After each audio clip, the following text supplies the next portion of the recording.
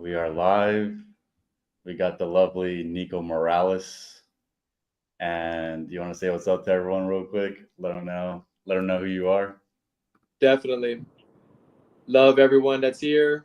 Glad that you're here. And no matter what time it is from you around the world, whether you're awake, whether you're tired, allegorically, metaphysically, whatever it is, here's the time to gain more energy, harvest it, and use it as a tool for what's necessary here for an ecosystem. So happy to be here with you as well, brother, and those that came and joined today. Of course, yeah. And we did an episode together. People are regulars here. I'm gonna link it right here if you guys want to go check it out. We talked about the power of silence, faith, and discipline. And you mentioned a lot of interesting things in this episode. So like doing spiritual abilities. We talked about faith and dreams and supernatural abilities, all that good stuff. Neville Goddard a little bit. So That's right. Lincoln came in earlier around 10. You dropped a heart saying, I will be here with silence today. We'll see, man. We'll see. Awesome. Love to have him back as well. Yeah, so I'll guide the meditation just for the first 5 minutes, the first couple of minutes or so, but all we're going to be doing is focusing in the center of our headspace. And by doing this, we're going to increase our awareness and our attentiveness to ourselves. So we'll give it 30 seconds or so. And since we want to all be on the same page, so you guys can set the intention to awaken. And if you think you're already awake, awaken to the next degree. So that's going to be our intention here, to awaken, to go to a higher level. And just set that intention now so that we're all on the same page here.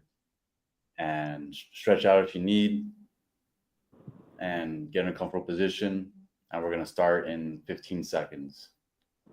This will definitely enhance the conversation to be more alive as well. So you'll be very more aware of what's happening in different realms as a conversation. You can feel what we're saying. Dude, thank you for saying that. But that's exactly what happened. So glad you said that. Thanks. So yeah, we'll start in 5 seconds, and get ready, buckle in.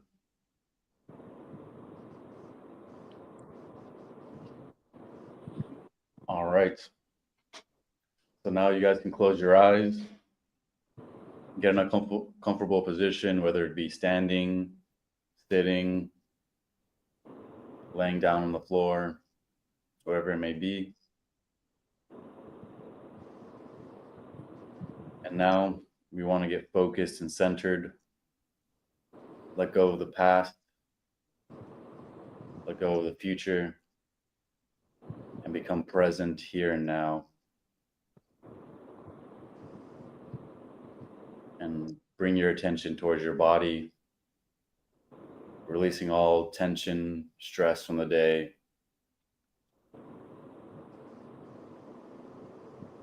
From the top of your head to the bottom of your feet, feeling a whole relaxation of the body, no longer attached to the storylines in your head occurring from earlier in the day. Allowing your mind to just release all tension.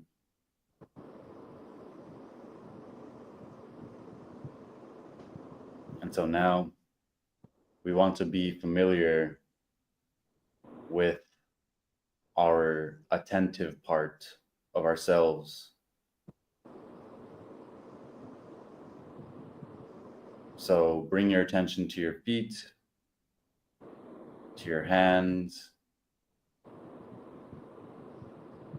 to your stomach.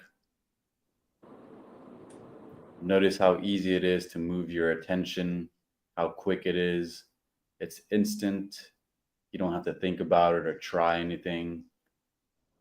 For this attention to move, to stay still, you can bring it to your back, your chest.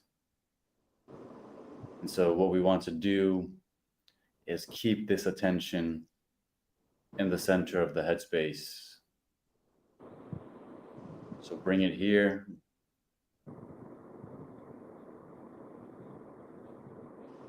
Bring your focus and your concentration in the center of the headspace, switching your mental state from identifying with your thoughts, with your body, with the emotional field and all the emotions that are occurring. Switch from identifying to observing. And have your attention in the center of the headspace, just silently watching what's going on inside of you and outside of you, or just hearing what's going on outside of you.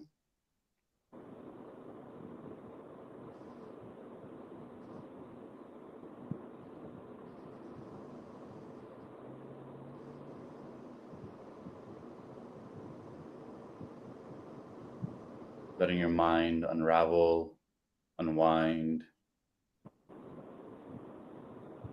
allowing your mind to be still and quiet.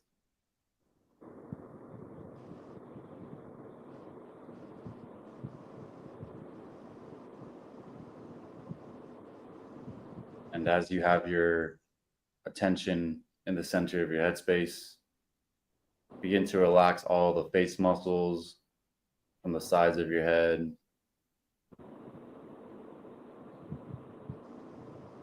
the back of your head, to the front of your face, feeling all of your face muscles relax.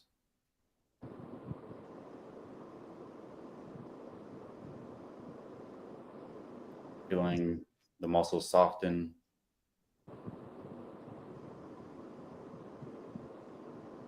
And feeling energized the more and more that you let go of all tension in your headspace.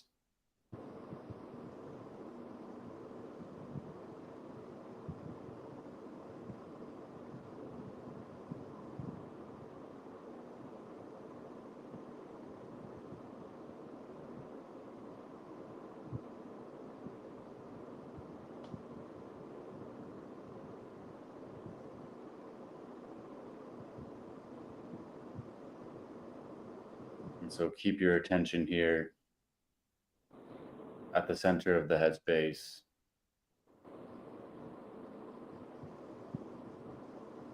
And you want to remember as well, you are aware, you are alert,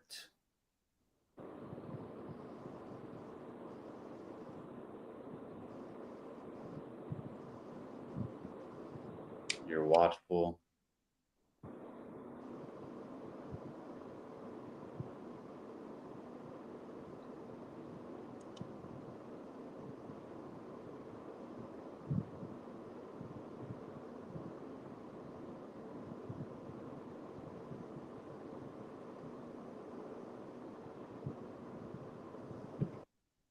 Feel your mind and your headspace get clearer. The more attentive you get, feel your focus deepen.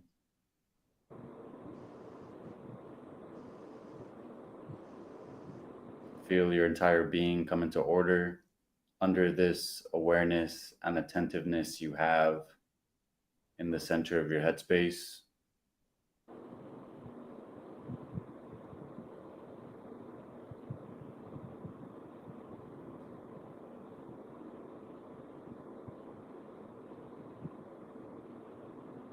And also in the meantime, you can ask for divine help, asking to become more aware, alert, to keep watch over yourself and also over your external world.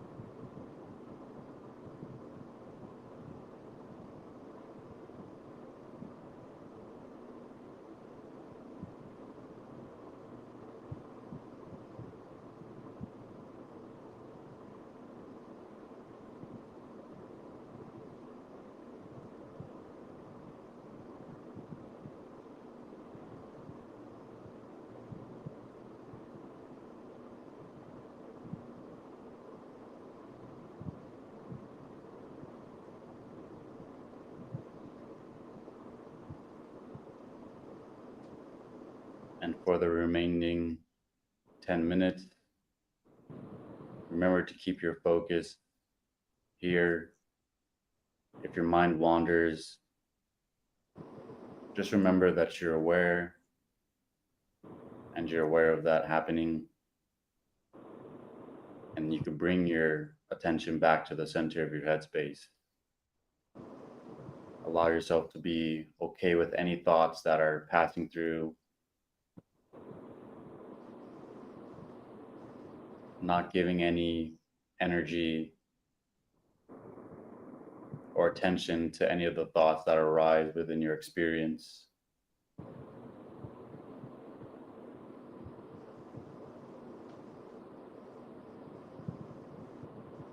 So stay focused here.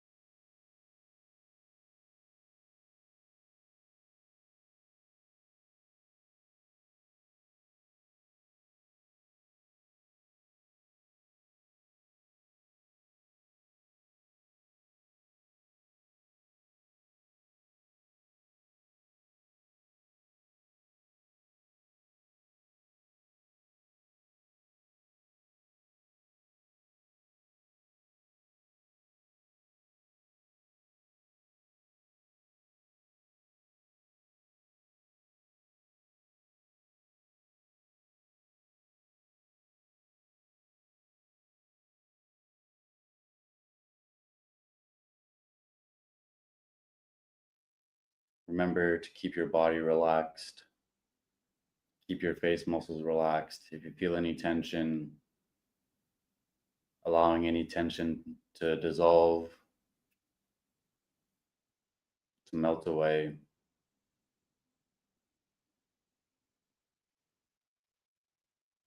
And letting your focus get deeper and deeper, holding your attention in the center of your headspace.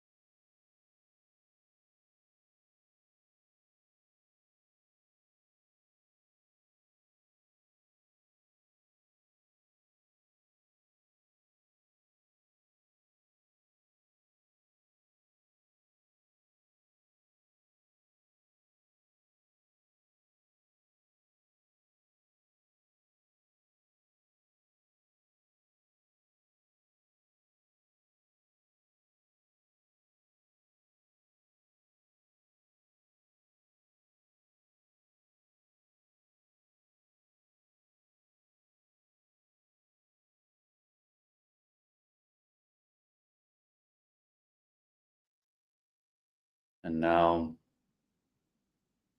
keep your attention in the center of the headspace. And at the same time, you can say a prayer of gratitude, or whatever's on your heart. You can also say words of affirmations over yourself during this time period, or just set an intention going into this year. Just set an intention for this next month or so.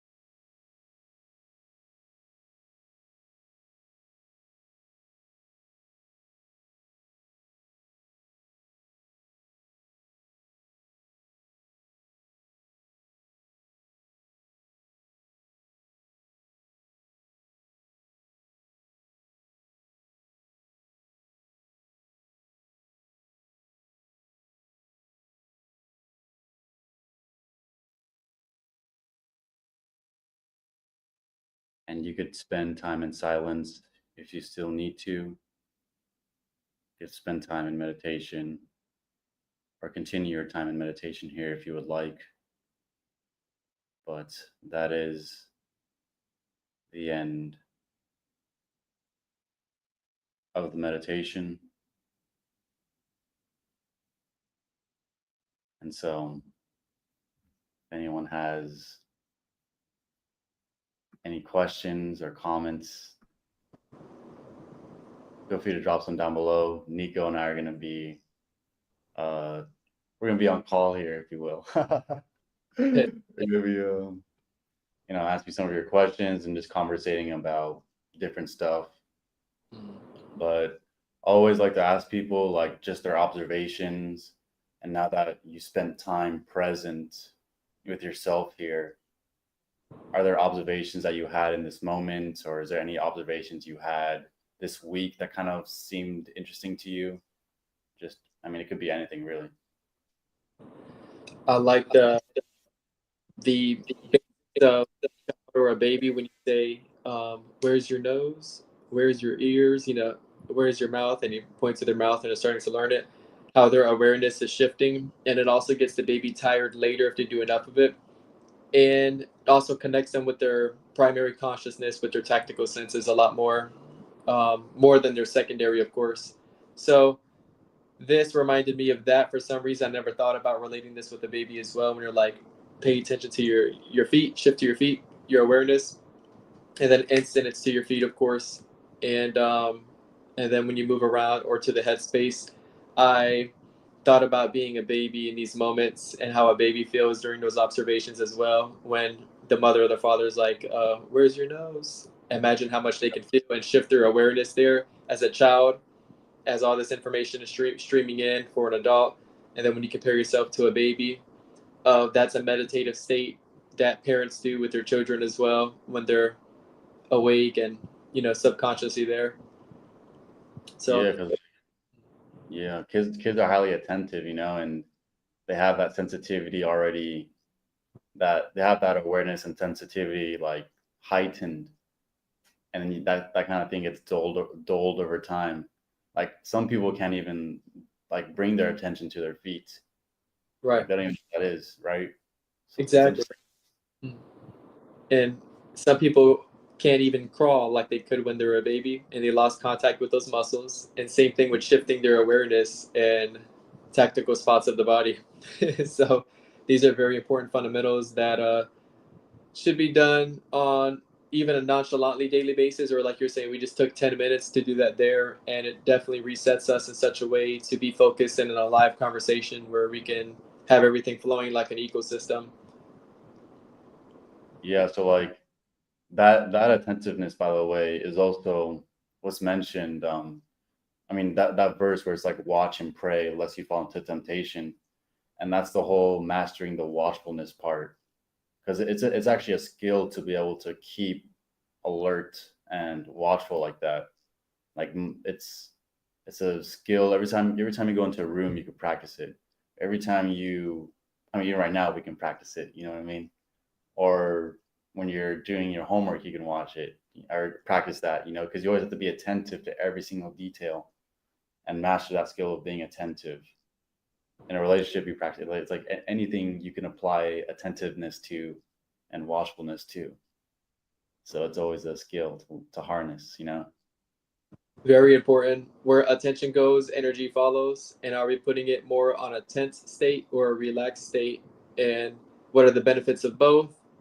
What are the proportions and how we operate? So, as you were saying, even now in prayer or now in meditation, while we're speaking, also be in meditation. After we opened our eyes, we continued our meditation still. It's just we're using our consciousness more to look, so our attention's going there in the external with images. Our sensories more connected as well, and engaging like that. But we can still work on keeping that fire lit and our focus there. It's so Yeah, true. Even as you're about to speak, I return more because I'm silent now, and it could be even greater for me. And then switching. yeah. We got a Donna that says here, so she's in the background. Yeah, what's up? Hey So, Donna, you look younger and wiser. exactly. So I'm glad you're here. And yeah, I mean that's one of the things too. That's part of self trust, right? Is that you can observe what's going on inside of yourself Yes. and trust the information that you're receiving. But also that requires discernment too, right? Where it's like you're going to be constantly in life, you're going to be constantly bombarded with external things entering into your mind.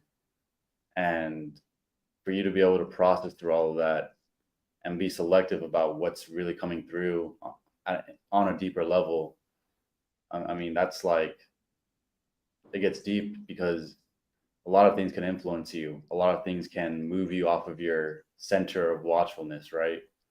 Like you could say Yeah. the throne that's inside of you. So you're going to say something or? Absolutely. It reminded me, how people usually say your body is like a car and how you take care of it. We've heard that many times. And these newer cars have these sensors on them. So whenever we don't go inside and see what's going on with the sensors, when we have our car or our body subconsciously on autopilot, it's important that those sensors are on peak, and on cue, because we think that we're conscious when we're really subconscious on automatic programs. But when we're very sensitive and intuitive like that and having these daily practices, because of course spirituality is a practice, it's a daily lifestyle. And same thing with our metaphysical conversations, we got to be on point, Ezekiel and I both, because we're very intuitive people. We have a lot of information to share and we're generous about it. And we hold ourselves accountable to what we bring to the table and share as well. Yeah, you have to, because I mean, part of also watchfulness too, right? I It is. say my words and I'm aware of what I'm saying and how I'm saying it, who I'm saying it to. So everything's kind of context. And It is. if you know what you're saying, how you're saying it, who you're saying it to, then you can also pay attention to shifts in like, different shifts when you say a word, or, if you're talking to an audience, you can like see how things change, and, you can play with your words a little bit, Exactly. You can see the quote unquote body language of the words. Yeah, yeah, yeah. Like dogs, like you see one of my posts, my dog video, dogs really read body language a lot.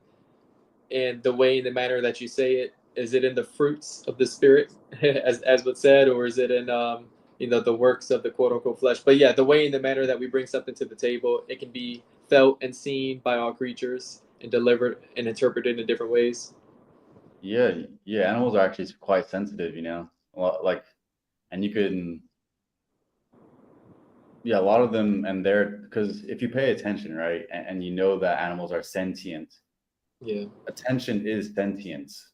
it is. So the fact that you're sentient right now, I mean, it means that you're attentive. It And does. animals have a different quality of sentience, if you will, and it's an energetic quality that you sense, and their sentient quality can obviously intermingle with yours, and it's kind of in silence that this kind of exchange can start to happen, and they'll lock onto your body, scan you out, lock onto your body, that's what a predator would do anyways. They have those eyes where they're looking at you, looking for a weakness, or looking that you turn your back, stuff like that. So body language is also something in nature. It's something in nature that also is always there too, right? So It is. paying attention to body language is important. And same thing with like aerokinesis or kinetic abilities, or even body language. We're going like this. We don't want to let nobody in, and yet we can also stop the wind from coming in with magnetism when we're reading our own body language like this, or like an orchestra or anything. We're bringing it down, and it'll start to go down as well. Or we can compress molecules, but it's all body language. Same stuff.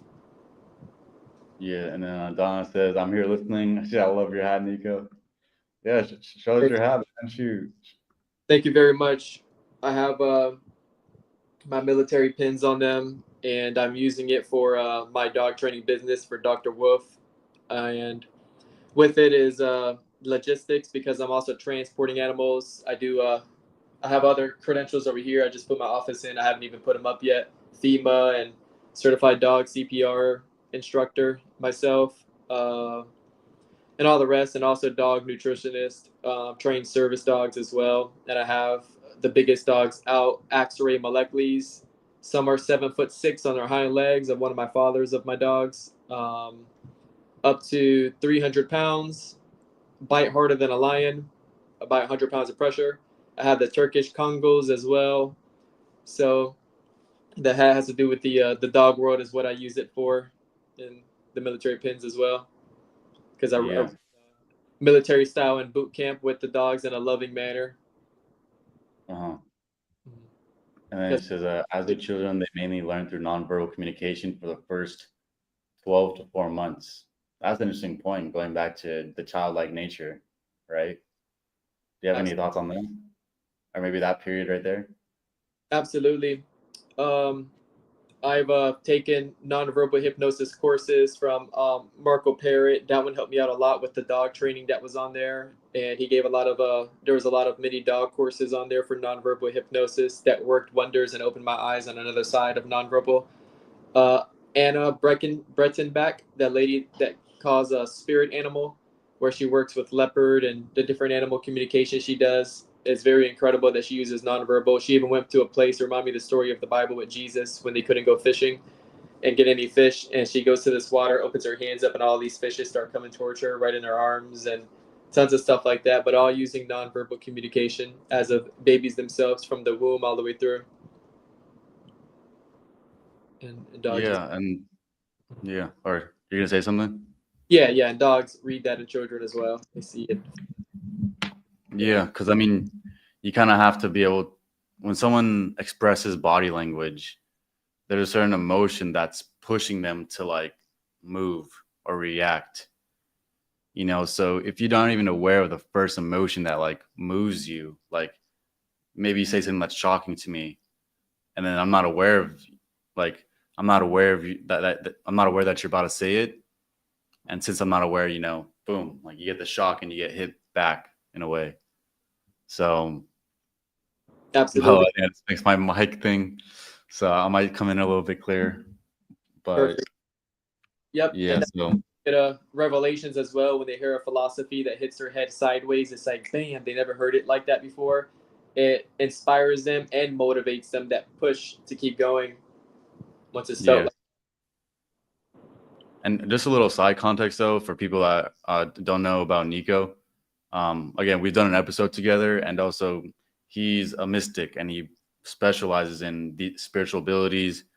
And I think you're very inspired by quantum mechanics, right, or quantum physics, and that's helped you also learn a little bit about how to do spiritual abilities. And you're a practitioner that is pushing the boundaries of what's possible for people. So if you also Absolutely. want to maybe a little bit of input of like what you do too, because I know some people are going to be like, you talked about aerokinesis, and I know that some people will probably be like, aerokinesis, like who's this guy, or like what is, or Yeah, what is he talking about? So definitely. They probably can see by the elements on the hands as well. Maybe here and there with the lighting, but yes, absolutely. Metaphysical abilities, and like you were using the word emotions earlier, people has heard it as energy and motion, and that energy emotions only a pushing emotion is a pushing, because the energy emotion has a counterclockwise rotation, pushing effect, and then you have feelings. Which is a clockwise rotation of how I build up a currency for metaphysical abilities. Having enough energy to do a certain metaphysical ability as well is crucial and key. So, yep, my background, as Ezekiel was saying earlier, uh, as people will call airbending, aerokinesis, and we know a lot of the mentors and teachers, a lot of the same people that we know, we podcasted, we met up with, and everything else, and we took things just like Bruce Lee says, to make it your own, take what's useful and reject what's not, and make it essentially your own. So I really like Bruce Lee and learned from him a lot. Also, my background in quantum mechanic, I've taken things a lot more further than professors in the quantum field by a long shot. Um, so those topics there, they go above and beyond, as we're speaking about. For people's current understanding in quantum mechanics, when we speak of the subject of the double slit experiment, I always hear a misunderstanding on this so often, and there's never a foundation that's also set. I've been on a lot of TikTok lives about it, and breaking the foundation is very clear this way.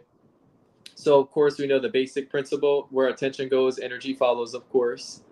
And the way and the manner is a conversation we were just speaking of. The way and the manner that you perceive something, perception can change things. For example, on our Zooms, we do water to wine, water to lemonade, water to orange juice in person over the Zooms remote. As people use the word impartation or quantum entanglement, we can use that. So there's electrons. Nothing's new under the sun. It's a counterclockwise rotation of particles. But you can take that same electron, which we know in quantum mechanics, it exists as a superposition state, which means that it exists as a particle and it also exists as a wave. Now, with the double slit experiment in quantum mechanics, they speak about the wave, and it's called the wave of potentiality. And they're saying that when there's an observer present, that the observer or the camera collapses the waves when there's attention put on it or when it's observed, right? But there's a way that it could be observed, not through a mechanical means, or not through an observer that has a carnal perspective or materialistic perspective, or an observer that thinks themselves are consciousness. Whenever you perceive something like the light, for example, everything's made out of the light. Trees are sentient beings, it's made out of light. The electrons that are in the air, this telephone, and everything that we're speaking through right now, you can observe something, which I'm going to do a demonstration with those. I can do one earlier towards the end as well with the same demonstration. So dust that's in the air, it's decaying and it has a counterclockwise rotation, but we could change that same dust and have a clockwise rotation, which stretches that same electron that's made out of light into a wave, and it goes as far as it can go, that same one electron, when it's being observed from someone with a clockwise rotation of perception. And all that means, instead of using emotion with counterclockwise emotions, counterclockwise energy, emotion, chemical reactions of the brains, all that particles and everything, right? Chemistry. We're going to use feelings, which have a clockwise rotation. and it has nothing to do with anything with particle um, electrons to it. It's just another perception uh, of the electron, another perception of it. So instead of the Adam nature, the Adamic nature, we're moving on into living by the deepest feelings. So perception through feelings, right? This extra sensory perception that you can use, that things begin to change when you enter the wave of potentiality. So for an example, even the space between our thoughts is still a thought. And that's the funny thing as well, because thought is an element of consciousness still. Even if someone goes into the void, it's still a membrane in the walls here in the grids.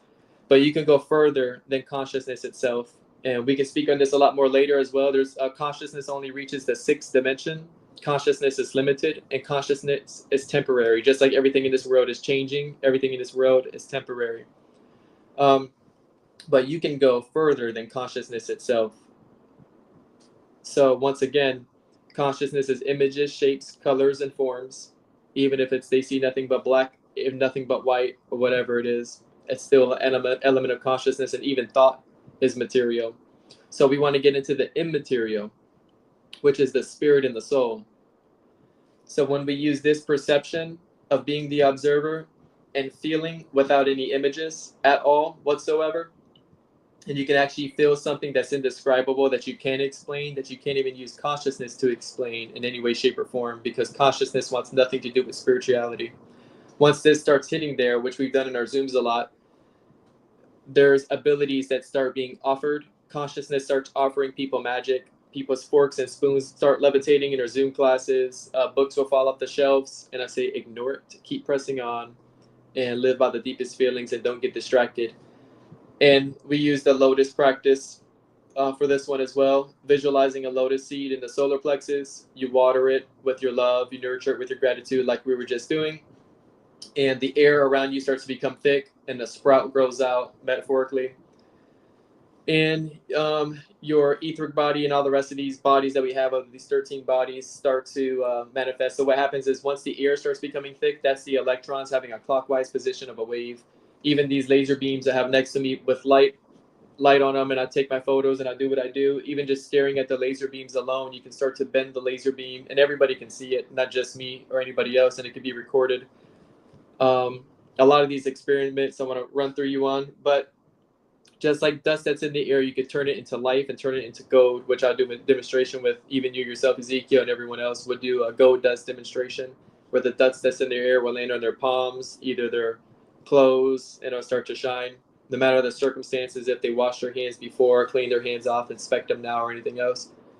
And they'll also feel the air become thick around them. And once we're in this nonverbal meditation, and then we'll run it into a spiritual practice, because meditation is working with your consciousness to see that you're not consciousness, and then spiritual practice is when you are the spirit engaging with the soul, and the two are becoming one in the process, where there's an immaterial result. And then you can take counterclockwise position. Since you went clockwise and you gain life and you bring energy in, you can then push this energy out, because you build enough currency for it. But you can still stay connected, so we won't waste what we built up for the cost. But I'll pause here because I said a lot. Yeah, that's important where you said you save up here, you bring your attention, you load up your spirit, if you will, and then you can release from there. But yeah, let me pull some comments real quick. Let me see.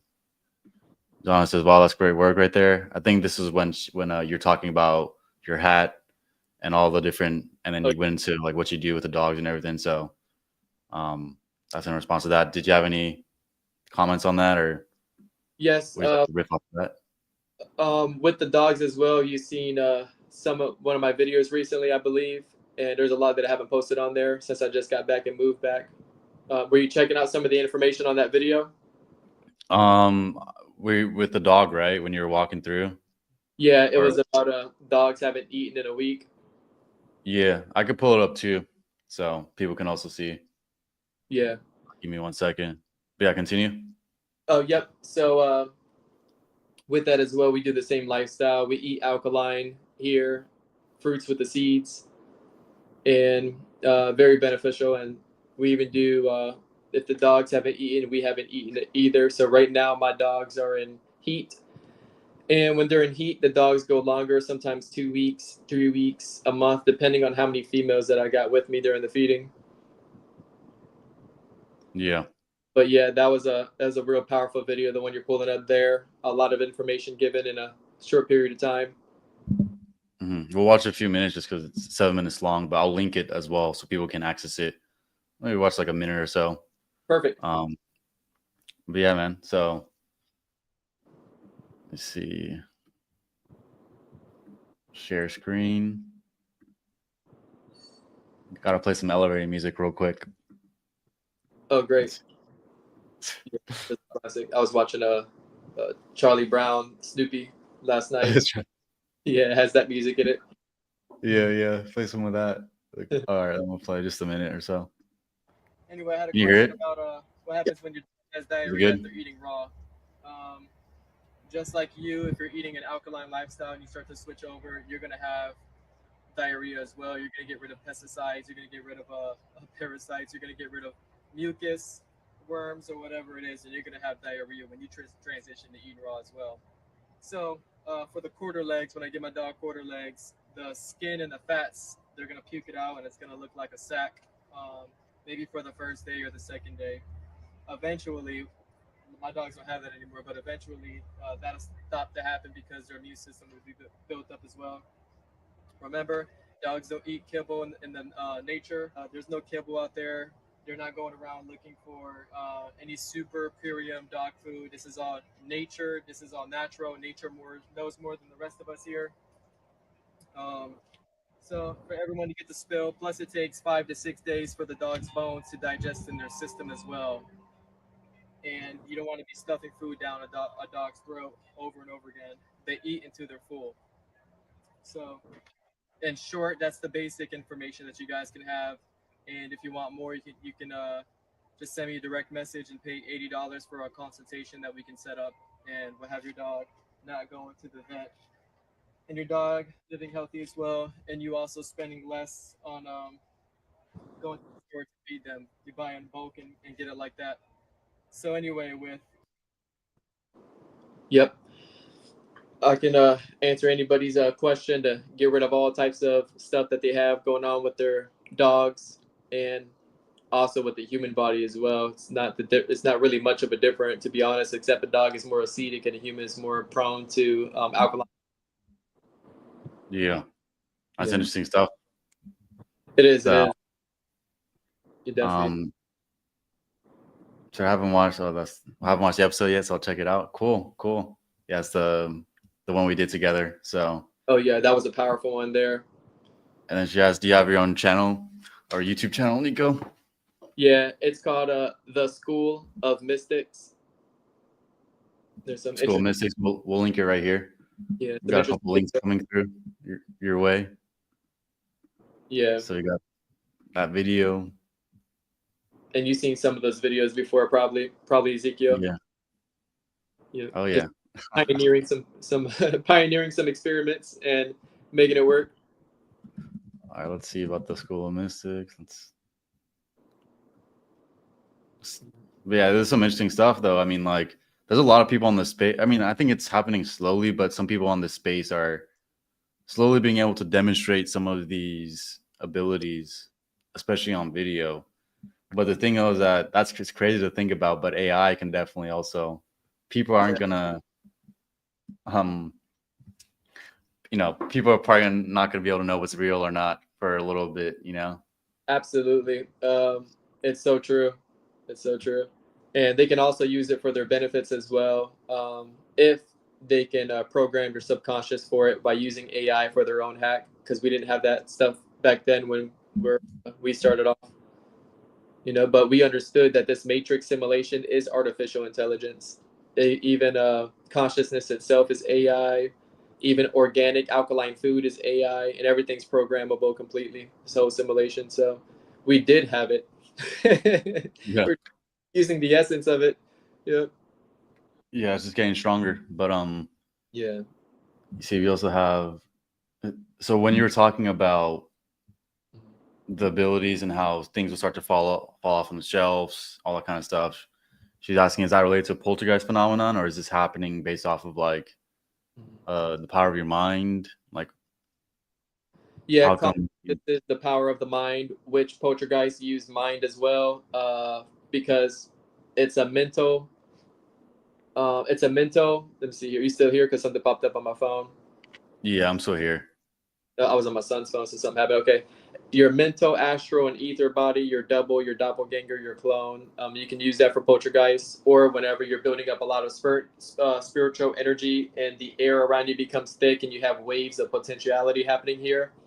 And consciousness has an algorithm that goes counterclockwise. So there's an interference going on, and things will move, things will get thrown or slang, and you can record an experiment and see how it happens and see how it works by studying consciousness as a spiritual observer. If you study consciousness while thinking your consciousness, you end up getting sick, you end up getting hurt. I have plenty of resources to show people that tried to do it and they also back off as well. But you can study consciousness from a spiritual observer and you're in a safe space from there. Because you have the electrons expanded out. When you expand consciousness, it's great because you can use it as a tool. When it's contracted and it's isolated, you end up becoming the tool. Like the accuser of the brethren, it pretends it's us. On our last podcast, we spoke about it. It bullies us. It dominates us. That's why I've also was inspired to do a lot of professional dog training, because dogs have consciousness, and consciousness reminds me of a dog. Sometimes I gotta put it on a tight leash and I'll say, hey, I'm not gonna feed you consciousness, I'm not gonna pay you my life force, I'm not gonna give you my attention, I'm not gonna feed you my essence or my energy when you keep barking in my ear and want to be a wild animal like that. So I'm gonna put my consciousness on a leash, and it reminds me I can give most of my energy to the spiritual world because it's gonna multiply it right back like an ecosystem. But every time I give it to my emotions, every time I give it to these thoughts, these images that carry shadows behind every image, these illusions and this deception, it's it becomes so complex when I give my energy to consciousness, and then it throws a storm back on me to suck more out of me, like a succubus, like an incubus, like a shadow in the middle of the night. So Yeah. dog training like that. There was a study, Ezekiel, with a guy named Duncan McDougall, and he Mhm. weighed babies on the 8th day, and he's seen that they gained 15 to 20 grams of weight, the same weight of a hummingbird. And he went off the religious text, circumcision of the 8th day, the prophets naming the baby on the 8th day, a lot of 8th day things that we could keep going on and on about. And when they died as adults, they lost 15 to 20 grams as well. And tried weighing animals and also dogs. There was no weight gain or weight decrease on even prior days or after days during these whole entire experiments and tests. Duncan McDougall, that Mhm. conducted the test here, was to see if we can do anything, way, shape, or form to study if a human being has a soul or a spirit, which we know. And once the Yeah. soul is on the 8th day, they receive a spirit on that 8th day as well. Also, Hitler had a bunch of babies that were on the 7th day.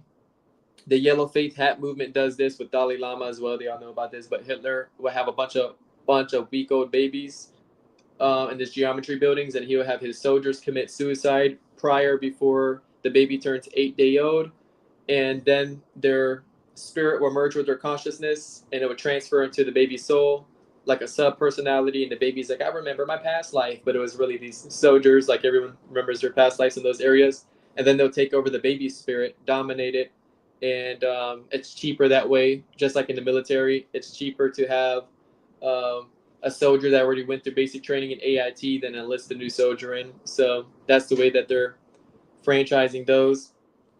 But bringing that up with the purpose and the power of a soul. So once there is a spirit that sits a foot and a half above the human head, there's also a secondary consciousness, which also separates us from the rest of the animal kingdom. Because before we go to human being, it's just like a chimp or an ape until they receive a soul or a spirit from the spiritual world that separates us from the animal kingdom and how we develop. Yeah.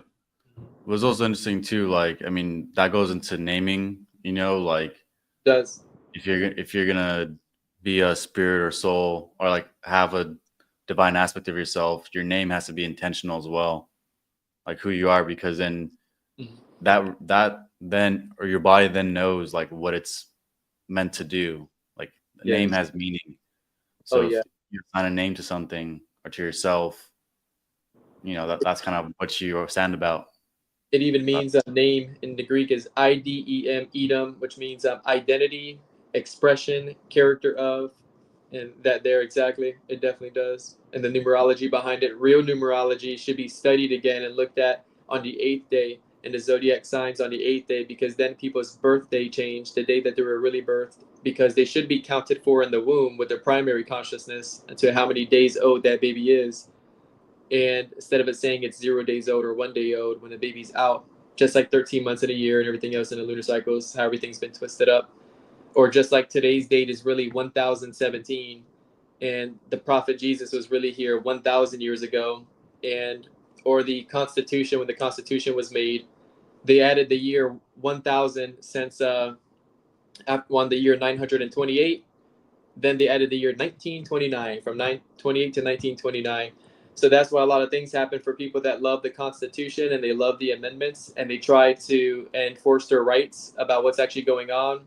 And when people are being policed by the governmental system and the Supreme Court that's not holding justice to the Constitution or the amendments, it's because it's coded under the ether, under the time, and the time has now been marked and added on since 928 to year 1929. 1930, and they don't know that it's under these codes. When the Constitution is quoted, there's a different agenda and a different meaning behind the time zones, thinking people have to live sovereign or buy back their social security number or even do any of that, when it's really just about the ether and free energy with the attack spin on, covered up of the pyramids, our own energy structure. We built pyramids after, because we have the pyramid energy structure as well. All pyramids had a flat top to it. They never had any triangle roof to it. This is all added on later for the cover-ups, of course, but everything's being exposed, and this can also be observed within oneself from the ether, the time. I remember when I first was looking at the ether and looking at consciousness as secondary, and I go, what is that? So many times, different revelations would hit me. This is Chronos, this is time, and all types of encounters. And then Are you just looking at this from an out-of-body experience, or is this like or how are you it's observing this? observation that anybody can see. Or More just observation without seeing, right? It's kind of like you feel, but you like can you feel and know. you know the static in the air, that static, Yeah, all that energy. yeah, like we talked about the episode. Yeah, Yep. And some people would say those are floaters in my eyeball, and I say no, this is floaters in your eyeball. I have to explain it to them, and it's simple yeah. to observation that's been sitting in front of everyone's face the whole entire time. In the Bible, it says Moses wrote the Bible or the Torah off of the back of Hashem.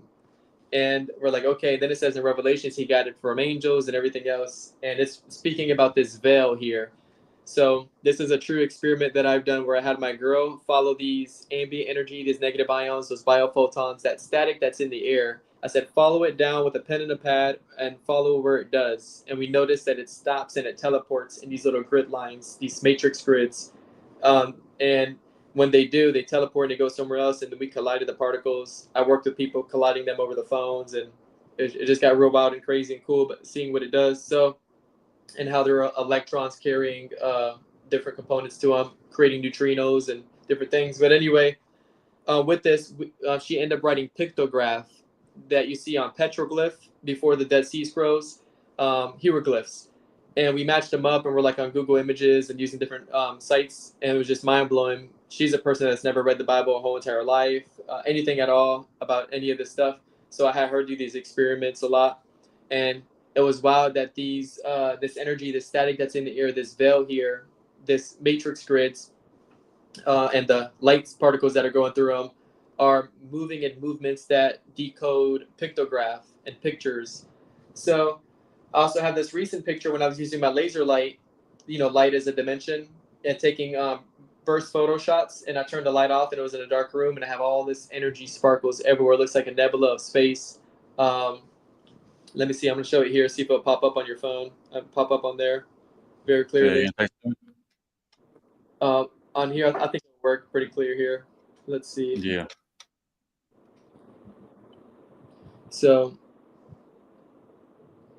that's real energy, and it looks like space. I took this photo a few days ago. This is not even zoomed in. Let me zoom in something here just a little bit.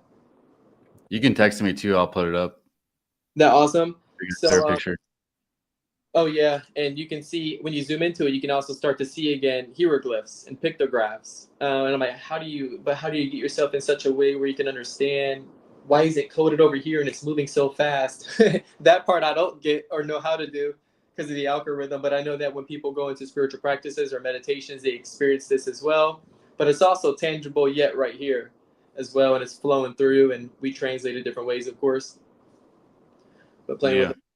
Mm-hmm. And for people just watching too, we'll get into some exercises or some demonstrations towards the end here.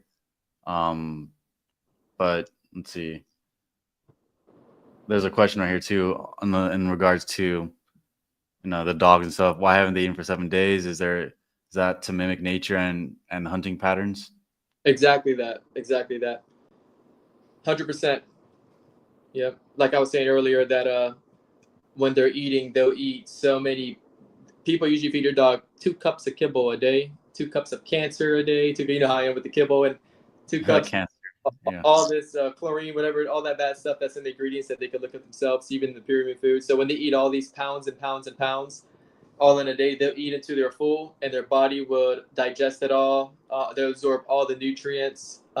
There's a lot of bone in a lot of the meals that they eat in nature as well. So their poop would also turn white instead of the nasty poops that you see nowadays. Just like when you go on a farm or certain areas, or like when lizards, even outside, you see them poop white, or birds poop white when you're eating natural things out here. Same with the dogs. That's the way it's supposed to be because of the calcium as well. Helps out their whole entire bodies. Everything as natural as possible that I can get. And it also takes 5 days for the bones to digest in their systems. People can look this up as well to see as well. So you don't want to be feeding them and overstuffing them when they got their bones still digesting in their system and their intestines and everything. And they eat enough to get it down their throat where they chum chum chum and they chew it up to put through their esophagus and everything. Yeah. But And yeah. also kind of, or do you have something else you want to say right there? Or? Yeah. Yep, just like the Arctic wolves or different types of animals, they go and even dogs have this hibernation to them. Back in the days in old country living, dogs would live under the house. They wouldn't even eat. I have these books, a bunch of them. In my books, it's pretty wild. They have dogs that haven't eaten in 3 to 4 months straight, nothing at all. And I'm like, wow, right? And people would feed them their scraps and all this stuff. But my dogs are eating pounds and pounds and pounds, even hundreds of pounds in a day, and then they'll go for a whole week. But when I noticed through observation as well, and it's also great, that's another thing I love to do, is observe wild dogs in nature. And you can just learn so much. Just like right now, my dogs are in heat, and I don't got them separated at all. I don't want to breed these certain dogs I have in my backyard. I don't want these to breed, but I'm not separating them either. But they're not doing that because I simply tell them not to through communication. And a lot of people ask that as well. How do you get my dog, to get off my other dog and won't stop pumping my other dog and mate my other dog? They don't even want to eat when they're in mating season. So that's how also the fast prolong a lot longer. The nutrients are still sustaining as well. But yeah. That's interesting stuff. It definitely is so cool. Do you think dogs can communicate to you in dreams? Great one. I've seen videos, paranormal channels where there's ghost dogs, and everything has a doppelganger and a parallel universe to it. And just like our astral body, you ever watch those videos, Ezekiel, where it shows men teleport on camera, like YouTube videos, and it shows like Oh yeah, I think tons of those. Yeah. A little pole while a lady's walking with a stroller and a baby, and then this big old guy comes behind a pole out of nowhere, and different people are appearing out of nowhere, but no one there, I observed, actually pays attention to those people that are coming out of there. And it's not AI or anything. What it is that's their astral body. They're really there. And let's say they're sleeping in Florida at 3:00 in the morning. They're really in China at 5:00 p.m. in real life in the physical, because their astral body traveled there. Their mental body's there, the etheric body's there. So they're actually caught on camera there. And I had a dream I was in China, or I just had deja vu. I was here before, because you were here before. Don't you remember when you were dreaming it with your astral body? Or some people get hurt in their dreams, and then they end up having the scars. We had a lot of our students happen to this as well, and they'll have it in real life. Same with my mother. When she astral projected, she ended up touching a rose bush, and then she has a scar up to this day when she was a spirit orb ball astral projection, and still has a scar from it. That projection. The projection part is interesting. That's with the astral I body. could explain some of that phenomenon going on, but also I would say like, can technology really capture, like especially with the technology that is in the mainstream right now, can it really capture something that the eye can't see? That's kind of like, because people will come to question that because Do you mean camera? yeah, like a camera, security Uh, cameras, audio, all that kind of stuff. it can't capture anything spiritual since it's immaterial, but it can only capture material, which would be astral, which would be thoughts. It can capture thoughts as well. They already photograph thoughts. They have that. I'm sure you're aware of. Oh Um, yeah.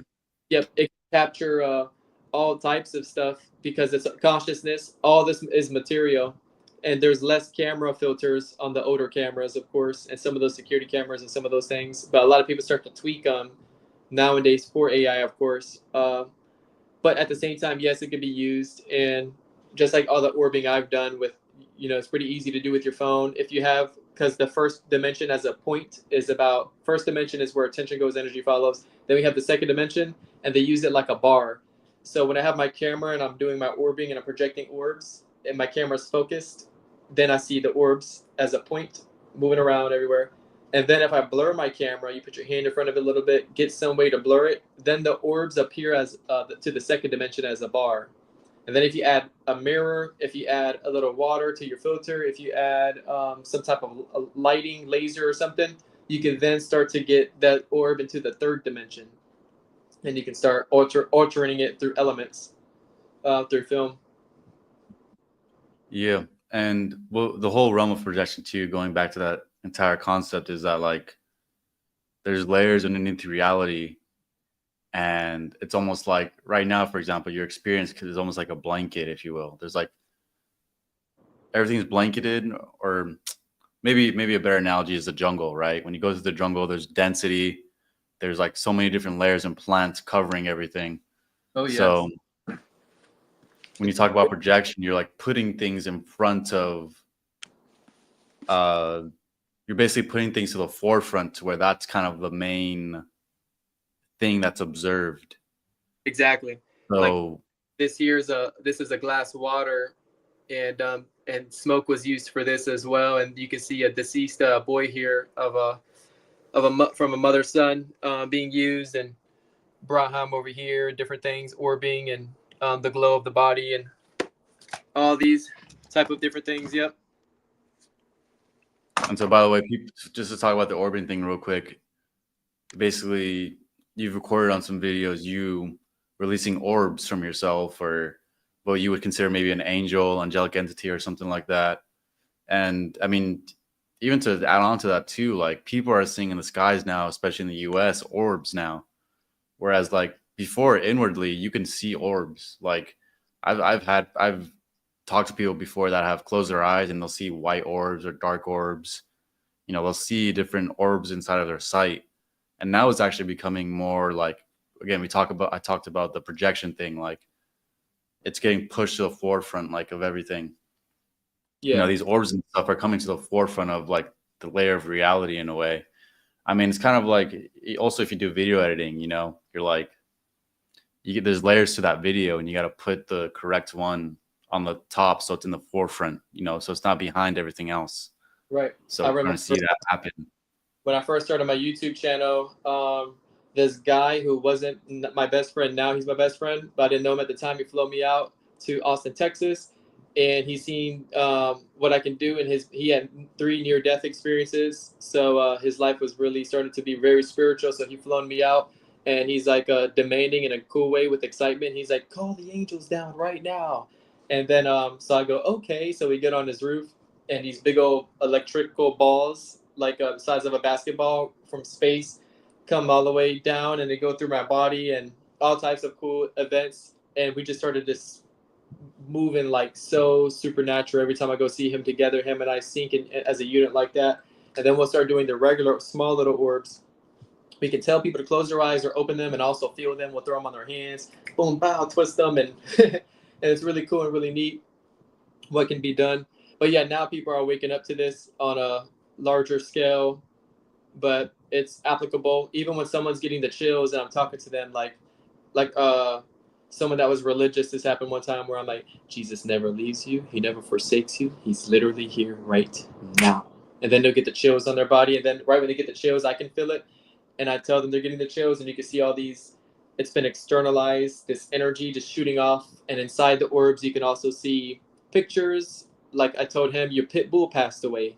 I couldn't see it in the orb, but I could see flares and energy fluttering with with my eyes, and you can also catch it on a camera. And then when you zoom in afterwards, after I said that in real life, then you can actually see. He's like, you guys should see a pit bull inside the orbs, or humans and extraterrestrials inside some of these orbs. So Ezekiel, something really cool that anybody can try, and you can try yourself sometime. This is something new that I brought to the table with my son. He was playing this game, and this game was called Five Nights at Freddy's. It was a board game, and in there was like this security chip little thing, and all the other, pretty much there was like these little coin badges. All of them looked the same. They felt the same, except one had a different picture on it, but it was all the same material, so you couldn't tell the difference. And there was like 35 of them, and you had to pull them out of the bag. So I played the game with him. Pretty much you can roll all you got, and you lose if you don't get it. And I just win every single time as soon as the game starts. And he's like, teach me how you do that psychically, so accurately like that. So an idea hit me, Ezekiel. This one's really cool. I told him, look at my eyes, and I'm gonna look at stick your hand in the bag. And I said, whenever you get a spark of the eye, a twinkle of the eye, I'll pull it out and I'll let you know when. So I'm looking at his eyes, even though he's my son. But you know how you can look at anybody and you can kind of see their past, their trauma, their hurt, when like a Yeah. reading, a prophetic, a word of knowledge. I ignored all that, and then the countenance of the face would change, and you see this subtle spark, but it's noticeable. You can record it. I have the recordings on my phone. When I zoom in, it's actually an orb that is going clockwise for him and counterclockwise for me. And right when I see the spark, he's done it with me, I've done it with him and his friends. And I'll go now, and he pulls it out. What? And it freaks out. Shake the bag around. You can do it 100 times in a row. Every time that spark comes, you're getting it right. And it's a cool experiment that no one's looked into yet. Something I found on my own. I'm very, Interesting. very interested. Eyes change for sure. I even go to my girl. I'm like, isn't this something? Isn't this mind blowing? Isn't this wild? The spark of the eye, because I heard it's the gateway to the soul. But every time it sparks, it's always 100% accurate. You can also, I even said, I'm going to use the TV reflection in my eyes, still try to see the spark. We tested like that, and then still getting the spark. I said, this time I'm going to turn around and see if I can feel your spark. And the way he has the camera over here, and I'm looking over there, and I'm like, just spark, pull it out. And then it shows on the camera when you zoom into the eye, and Yeah. just building connections in such strong ways. Yeah, that's what one of our friends does that to me, where he just like looks at me, he's like, oh, I can see the lights not in your eyes right now. And then Oh, really cool. sometimes like he would observe it. Oh, okay. Oh, shoot. Like, what have you been doing? Like the lights back into your eyes, Yeah, yep. So kind of observe like someone's countenance, like all you can see in their eyes, like, His eyes yeah, the light. light that they have, or if they've been going through shit or stuff. And, Oh yeah, that person's alive. Yep. You're alive. That person's alive. You can see the light in their eyes. You can also yeah, see people's eyes as well. Defeat and death and all that, of course. Yeah. all those are intense emotions for sure. That's 100% what they are. And where attention goes, energy follows. And all it was is the person invested most of their attention on images that blocked the light, and they reacted to those images, which emotions took their life force away. And yep, now they have a shadow haunting them, pretty much. Mm-hmm. And here's a thing too, is that like, how do people start to observe deeply? Because some people can't even see images. Some people, like, I know some people that they can't imagine something at all, Right. or the gears of their imagination don't work, something like that. Yeah. Also, like, if you want to open up realms where maybe you're going out of body consistently, or you have just this access to a will that is more freer, right? How do people get there? Because like, if I say right now, like, okay, I want to go out of body, let me close my eyes, and then like, boom, Mm-hmm. snap a finger, I'm there. How can someone kind of have a will that's more freer, that can do more, and be more productive in this life? Right. Number one, there was this old practice called the circle practice for those that had more of a consumerist mindset with consciousness always defeating them in the situations you bring up compared to you and I. We just simply do the lotus in such a way where we're just like, boom, we just drop down and do it. There was this old practice back then, way back then. Jesus and Prophet Muhammad also gave it to those that were among the crowd. Jesus gave this circle to those that were among the crowd. And it was called the circle practice.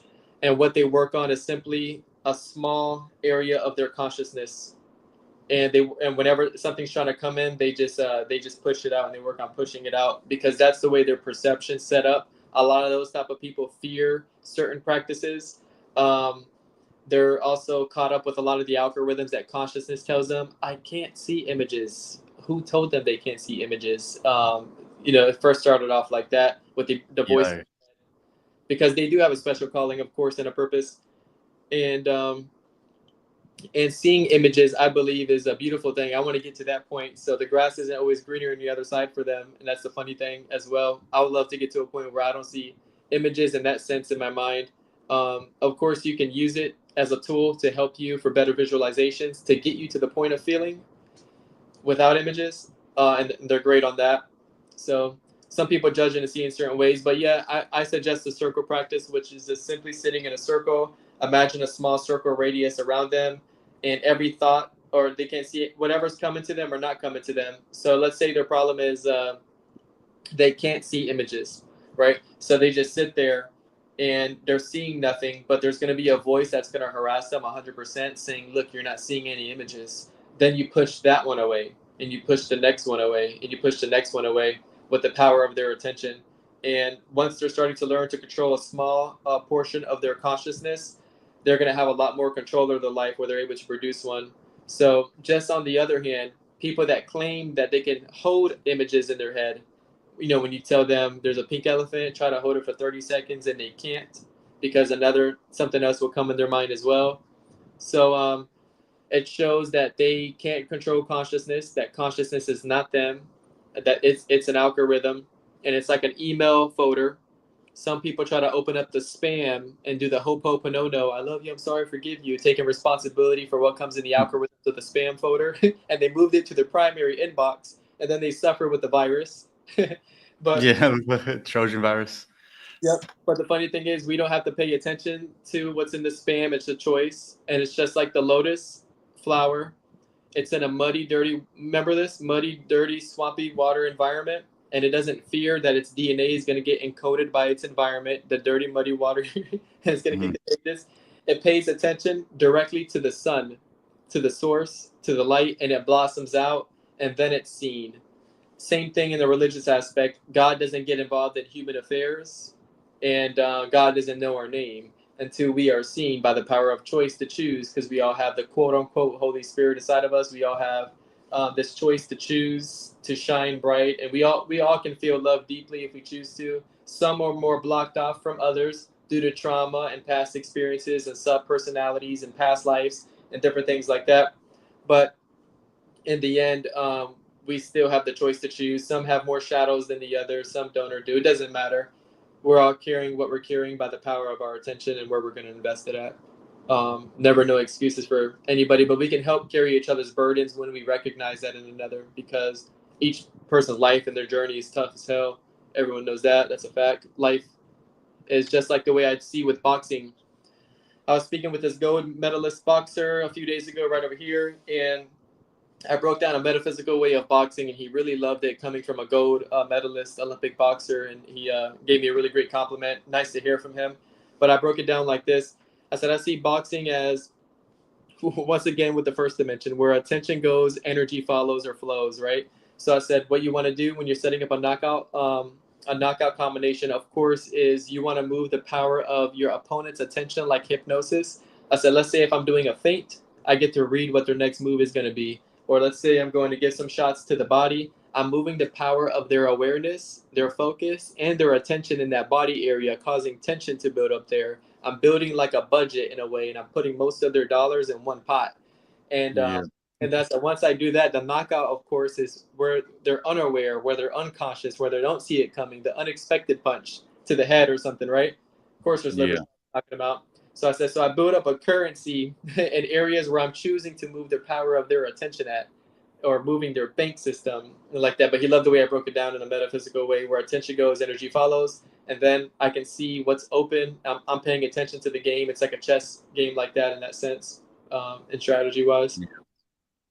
Well, that's the thing with fighting too. I mean, let's go into let's do an exercise soon. Anyone that kind of comes to mind, like that you get an intuitive feel on, just any exercise that you know. Yeah. But I want to mention that with fighters, like if you're going to be a fighter, you have to have some kind of philosophy, because especially going to be at fight at the highest level, you know, because you have to always be in tune with the movements of your opponent that's around you. You can't for a moment to let down your guard and your attention. So in the same way, like in a metaphysical sense, like, you know, we're closing our eyes, going into silence. That doesn't mean that we doesn't mean that we lose more attention or we're becoming all of a sudden unaware or unconscious, but we're kind of pulling ourselves back in a way which can seem very ethereal or otherworldly. And some people do actually go to sleep because they don't understand what's going on. Like it's just too much to them. Like when they start to expand their level of awareness.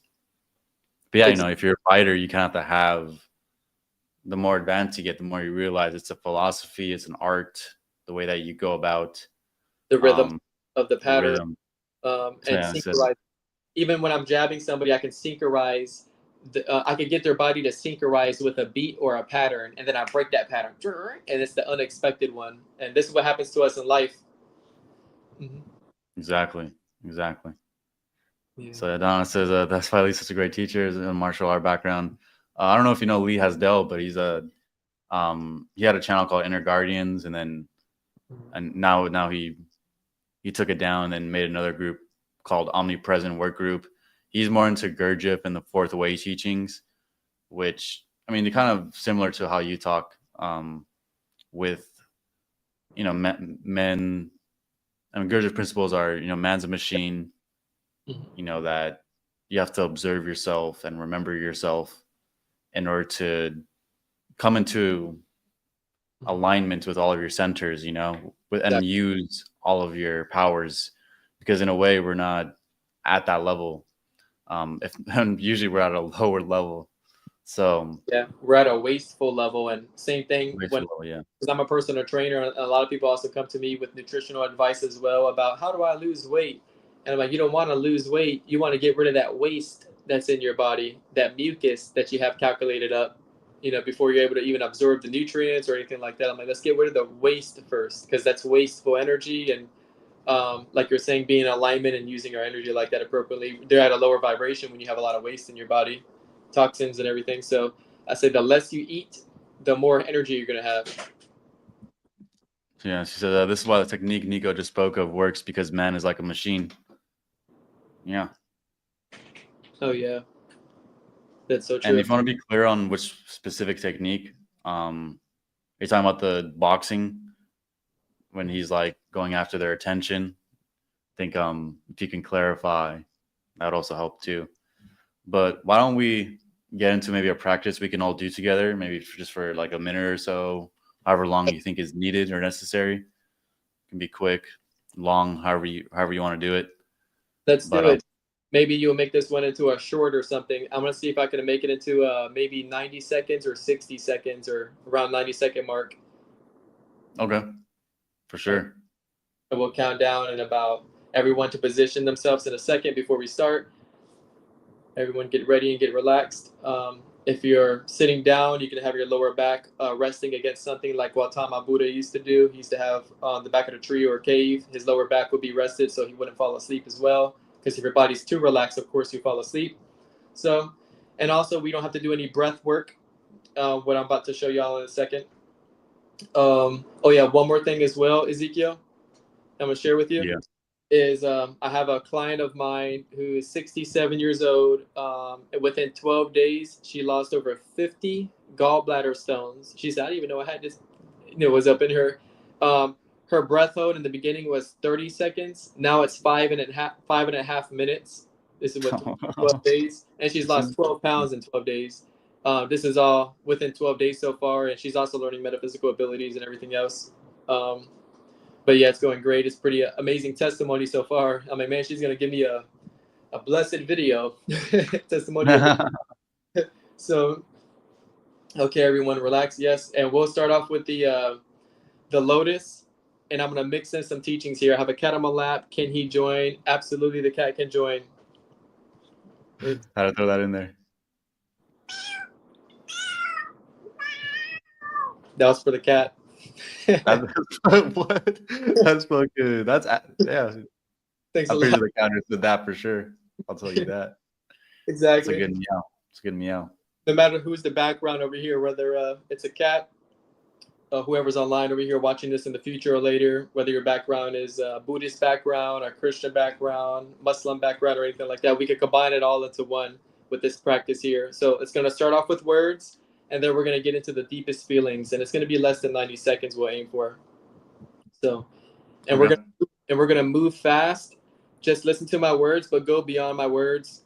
More feel what I'm saying, and lock yourself in, even if it feels like a power of suggestion or hypnosis or whatever you want to use. Just use the intention behind it, because it's to get you to the spiritual world, and also do a demonstration that's metaphysical in the material world for a sign or a symptom to measure where our quote unquote faith is, or anything like that, or metaphysical muscles. Okay, here we go. So relax and close your eyes. All right, relax your body from your head, your jaw. We carry a lot of resentment or tension in the jaw. Relax the eyelids, the eyeballs behind the eyelids. By being aware of them, they automatically relax. There you go. You're doing it now. Relax the shoulders, your back, your waist, and your pelvis area. The crotch area as well, and the outer hips. Yep. Flow down to the knees, into the feet, to the toes. That's it. Even the fascia, the glue in your body that holds everything together, working as a unit. You can feel it contracting and releasing at times. Now let's go all the way to the nostrils, and you can keep your mouth closed and your lips lightly touching. As you're breathing regularly, just be aware of the air in your nostrils, as we know. So we're giving the monkey mind the job, or consciousness a job. And we're putting it on a leash right here to do something with our attention. Now with the rest of the majority of our attention, I want you to feel your heartbeat. You can put your hand there, you can just be aware of it as well. And then return back to the nostrils if you're getting carried away. If these thoughts that are going by, acting like they are you themselves, if they're speaking in first person view, just observe them. They're not you. Don't pay attention, because they'll take you down a rabbit hole. We know this. So just return to your nostrils is how you don't pay attention to that there. Yep. Listen to it. Once again, go back to the heart. Feel that heartbeat. Feel it. Drop a couple inches to your solar plexus, and a little inch to the right. That's where the soul is located at. That's where you feel this fire burning up. Like it says, the Holy Spirit dwells in the bowels of my compassion. There's a lot of those verses and scriptures over there that speak about the soul, the portal to the spiritual world being there, where that prana is heating up, where your passion is, where you're burning. So right now, I want you to visualize a lotus seed right there, the lotus seed. And right now, you are feeding it with the power of your attention down the silver cord. Love. And the more love you send, the more unconditional love you receive. But right now, we're starting a monologue before a dialogue. Soon, there's going to be a reply. It can happen in an instant, or it can happen in just a few seconds. Right? Now, send gratitude for the fact that we're here together in this alive conversation, that it's flowing alkaline style, and it's happening now. That we're never alone. Even our family that transitioned to the other side, we're always surrounded by such a great cloud of witnesses with synchronizations and messages, and even all the independent trips and journeys that we take ourselves on, and all the worries and the stress of the bills. We don't have to worry about it in the present, because the present changes the magnetism of our body. And it's happening right now, because we're starting to go clockwise with our energy. We're getting filled and we're gaining life. So right now, send joy. You know what it feels like to be happy. Maybe when you were a kid and your parents took you to Blockbuster and you had that joy feeling, no matter what it is you want to bring up at the park, hanging on the monkey bars, anything, the swing, you know what it feels like. So when you send joy, you receive power 100 times more than what you sent. And every time we get angry, we weather this lotus sprout that's starting to grow up. So right now we're nurturing this, we're loving ourselves, and we're taking care of ourselves right now. Now go further beyond my words. I want you to press in and touch the hem of his garment. I want you to keep this fire lit and have this communication with this burning bush happening within you right now. I want this dialogue to be a two-way conversation. When you send, you also receive. Religiously would be, Holy Spirit, take more of my egotistic nature, give me more of your righteousness, more of your right, turning direction, more of your joy. Or even like Prophet Muhammad instructed those to walk clockwise around the Mecca cube. Yep. And Umar told them to go counter. But right now we're following the ways of the prophets.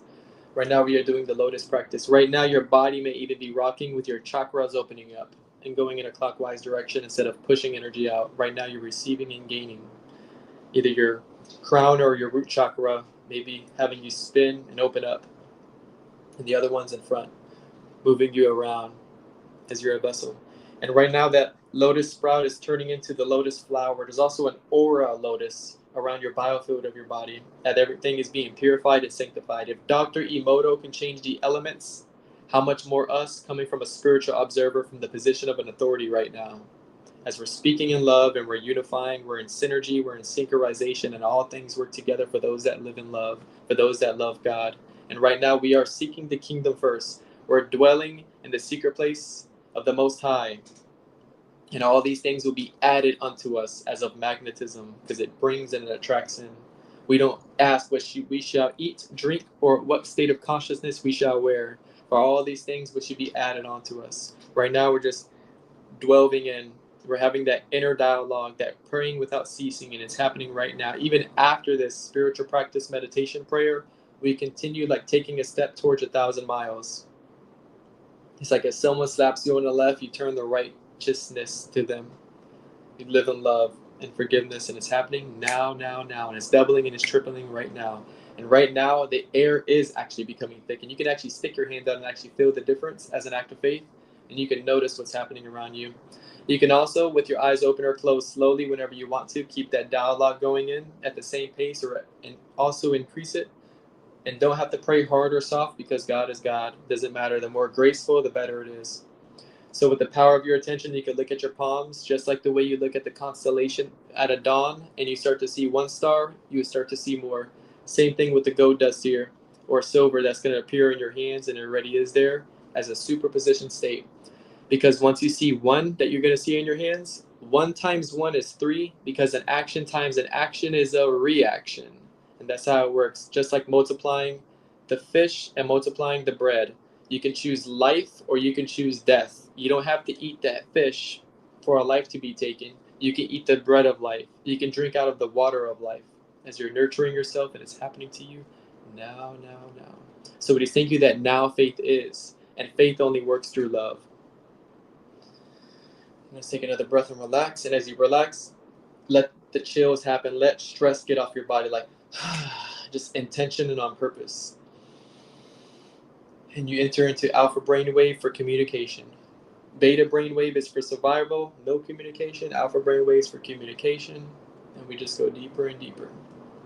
The deep cries out to the deep. And we're turning this into a spiritual practice. It was more than 90 seconds, but hey, it wasn't at the same time, because the spiritual world is closer than our own breath, than our own main arteries and everything else. And just a touch of grace is worth more than 10 years of labor. And it's happening upon our lives now with new opportunities and everything else. We just thank you for the fresh start. And also that Ezekiel would also have a sweet, deep slumber as well after his podcast and our podcast together with this alive conversation and union and Holy Communion here.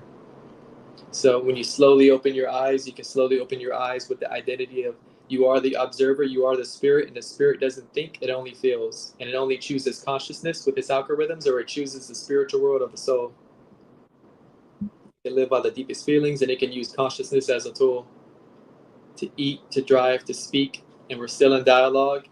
And Ezekiel, do me a favor, when you speak, work on keeping that feeling even stronger like that. And I'm going to listen to you and take there. And it's like a ecosystem, the fruit of the spirit of apples and fruit of the spirit of love and joy, it falls down to the tree roots and it blossoms more and more. We just keep going like that one energy circuit for telekinesis. Mm-hmm. Yeah. We're having a holy lit party in here and no one knows it, in this secret place where all things are possible. Oh yeah. It's deep. That was nothing to really say, huh? And fun. Yeah, and fun. But yeah, no, I can definitely feel charged. I definitely feel charged after this. Like, you know, It never ends. Yeah. yeah. If I could, I would have stated that. Yes, You that's should follow awesome, man. it because you'll fall asleep into the light. You fall asleep in love. Alrighty. Well, let's see. Is there any final comments from anyone else? Any last questions that you would have for Nico? Everyone, put your palms out right now and check out the glory that's in the air and look at the reflection with the light as well. And check it. Just speak gold dust. We command it on your hands now. Boom, gold dust on your hands, just like that, and that effortless. And just check your palms, check your fingertips. You can also go like this, like you start to notice a sparkle or a little glitter or some type of movement here happening because dust is turning to life. You're a silver and a gold mine. The electrons are changing. Your life is having more life into it. Your red blood cells and everything, it's happening just like that. Mm-hmm. Check it out and see. You can write it in the comments or in the chat. Yeah, if anyone sees anything or experienced anything during this time as well, drop a comment down below. Let us know. Let us know your results as well. To see if this practice right here had an effect on your consciousness and your state of being. Exactly. So yeah, let us know in the comment section right now, or when this comes up, once this recording is done, just drop a comment down below. Let us know how this, how it went for you. Yeah, we just had before we started, she's saying the cat said right back at you, but oh, so cool. It's so good to know. That's a joke, but I know, yeah. right? All right. Well, any other questions for Nico and I before we go out? But again, thank you for everyone that joined the live stream. Probably get you this little snippet right here for you guys, so you can practice this if you thought this was of use and like you want to apply this to your life and opening up the spiritual realms. So. But again, I'll leave all the description. I'll leave a link to all the Nico's stuff in the description below, and you guys can go check it out. And with that being said, well, thank you everyone for coming on the live stream, and also thank you, Nico, for sharing some of your insights into the spiritual world. But do you have anything else you'd want to say before we head on out here? I appreciate all of your guys' time and your attention as well. So thank you so much. We love you too, and love Ezekiel. I see you, bro. Oh, peace. I had myself muted. But all right, everyone, peace. We're gonna end the stream. So